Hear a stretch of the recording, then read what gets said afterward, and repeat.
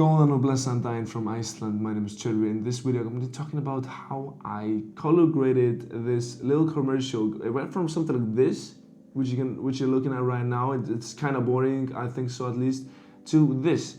It's a much more stylish look, a more filmic look at least. This is what the client wanted. This is what I wanted to do for this project. Of course, this will not fit every single project that you're going to be doing. But I think in certain projects, music videos or whatever, this will look really, really good. So we're going to be looking into Dehancer in this video.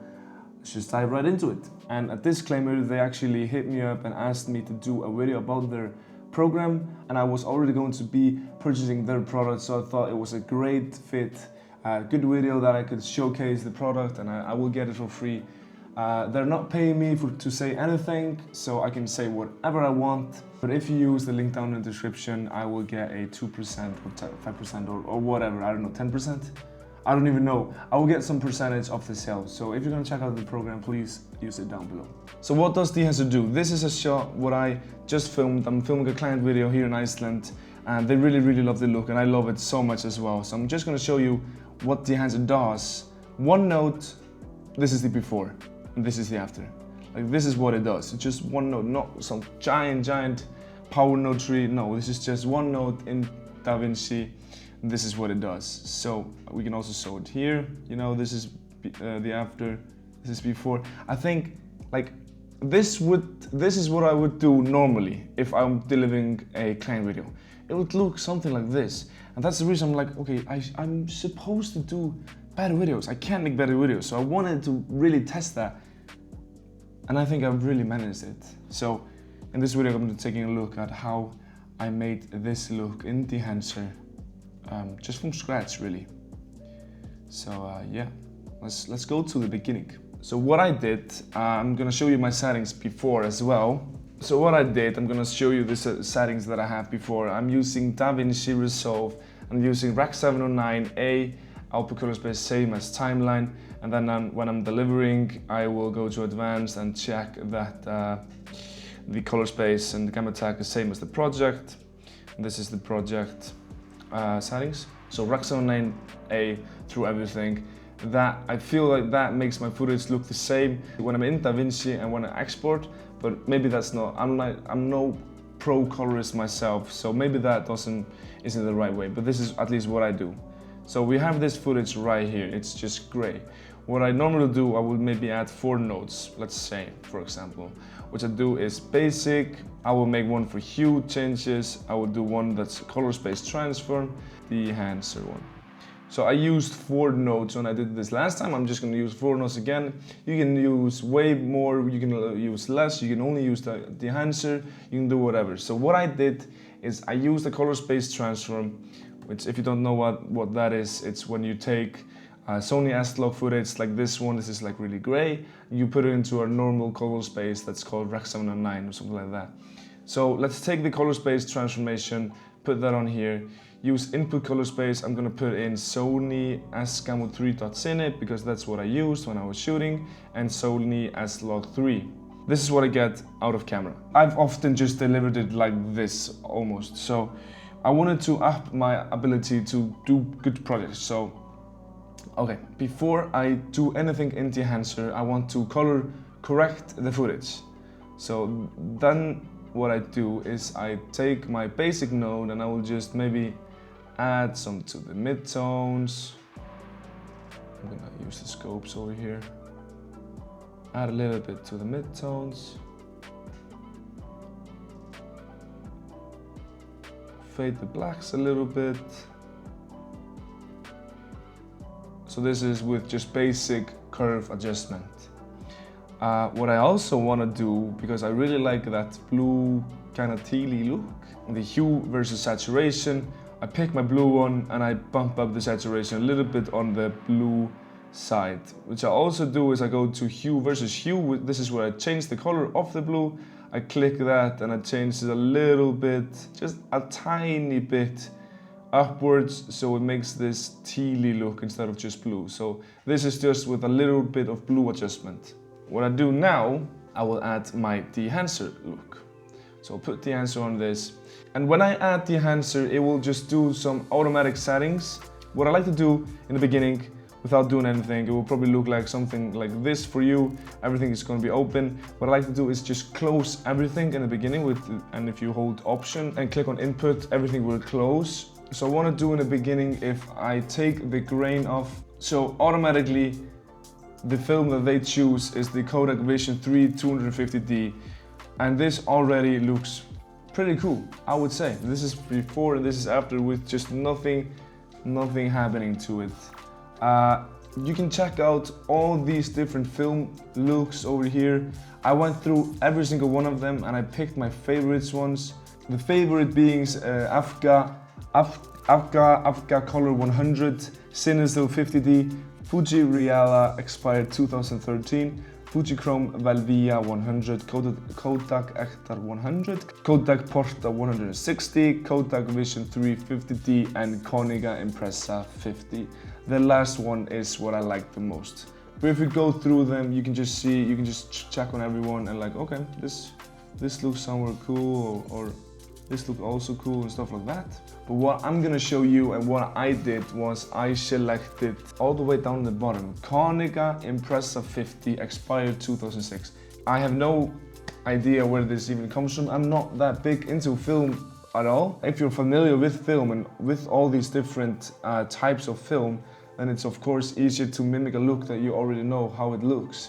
And this is actually what I'm going to be researching in the future. But for this video, I put Konica Impressa 50 on. This is what it gives me without doing anything more than that. I think it looks fantastic in the beginning as well. And when you're done selecting your film, I would suggest you go into the print tab as well. It's like 2 below, where you can choose a print profile, what you're gonna be printing your film on. Basically, it emulates that. It's in linear for the moment. That looks like this. What I did, I like the Kodak 2383 print film, which gives us this looks. But keep in mind, sometimes I think it gives a little bit too much contrasty, but you can also always go back and change the contrast. You can also change the contrast just in here as well. If you think your blacks are too crushed, you can dial it back in a little bit if you want. Now, a pro tip, which I think is a pretty nice option, if you go to monitor, you can check clipping indication, and it tells you whenever you're going to be clipping your footage, if the blacks are too black or your whites are too white. You can also check the false color over here, so you can see, okay, this is almost getting like burned. Okay, this is nice, the skin tones are nice, okay. So you can check that one out there. Now, and with the clipping indication on, you can check out if I take the black point and put it downwards. This way it shows me when it's blue, when the shadows or like the black is crushed. Okay, Davinci resolved quick and sweetly. Thank you for that. So the expand one, it basically tells you can basically check your black point and your white point. You can match that with the whenever it's clipping. But I think, even though it doesn't say that it's too black now, I think it is a little bit, so I sometimes take the black in again from that. So it's supposed to be like this from the normal one, but I dial the black in as well, a little bit over there to fade them. The white point as well, you can change that to, and then you see when it's red, then it's going to be clipping.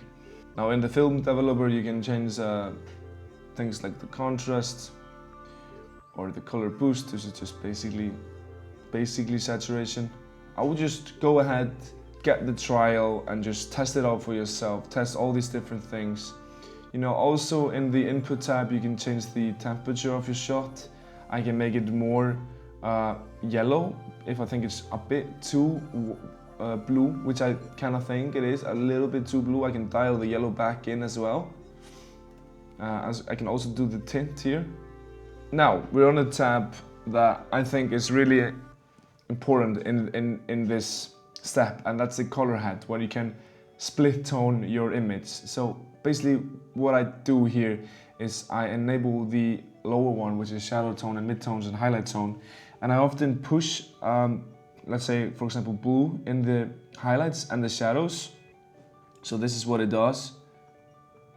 You know, it pushes the blue to the shadows and the highlights. but I dial it back in the midtones with the orange. So this is what that does. Now, what I just did right here, it was just an example to show you how you can do it. I don't want to do it that aggressively, so I dial it back down a little bit, which is what I did, at least for the grade that I did for the client. And then I get something like this. Now, I think the blue that I did beforehand is a little bit too aggressive. You can see it on his face here as well. So what I do is I go to the hue and saturation part and I dial it a bit down as well. The saturation part of the blue. And I go to the basic one as well, which is my just correction of the footage, and I dial the midtones as well a little bit down because I think it's like almost peeking in his face. Alright, let's go back to Dehancer. Now we're just making our way down here. The next thing we're gonna do is film grain. So basically if you hit enable, you can already see the film grain that it puts on. Already gives a really nice look from a profile. You can check out these profiles. The less the millimeters, I find it's more aggressive. So this is like really aggressive look over here now with the grain. I think it's a bit too much. And what I went with was the 35mm 250 ISO. I think it just looks really good. Now we're gonna check on halation as well. You can see the halation more clearly sometimes when I'm shooting against any sunlight. It gives like this red halation on the subject. Sometimes it's nice, sometimes it's not. The same thing for that. With the 8mm, it's more aggressive. With the 65mm, it's less aggressive. I think the 35mm is a really nice like middle step for these. As well as with the blue, I went as well with the 35. Now film damage and film breath, I haven't really touched it, and I'm not gonna go with it, I think. And also the gate weave. The veneering, you can do veneering go in here as well. This is the look that we just made with one single note. You may like it, you may not like it. It's up to you, it's personal. Let's do one more. I just copied the look to this clip as well, and you can just see, I find it so beautiful. Maybe I'm not correct, but you know, check this footage out. This is what it was, just normal. Looks fine, you know, it's alright. This is what it looks with the LUT or the Dehancer. It's not even LUT, the look that I did with Dehancer. Like, it's just so beautiful. We got my friend riding his bike over here in the woods. Let's select this one. So this is my friend Gretar. This is from a video that I made, which is probably up there or somewhere. It's the 55mm 1.4 that I was testing from Sony. What I'm also going to show you right now is that you don't need to do color space transformation if you don't want to. I can delete that node. I can put on Dehancer straight away, and in there I can select my source, which is, I would just select choose camera, then I will go with Sony FX6 S-Log3 Gamma 3 ISO 800, and it will automatically put a color correction or you know, change that to Rec 709 or change that to the film look that we're doing. I just think it's better to do a color space transformation beforehand. That's at least what they recommend, I believe. This is Kodak Vision 3 250D, one note. What I would like to do then with this was to print it on a Kodak print film, but that's of course going to make it a bit too contrasty sometimes. The expand one, I'm going to push up the black point as well, a little bit, push it up. Now we're going to go as well to the beginning.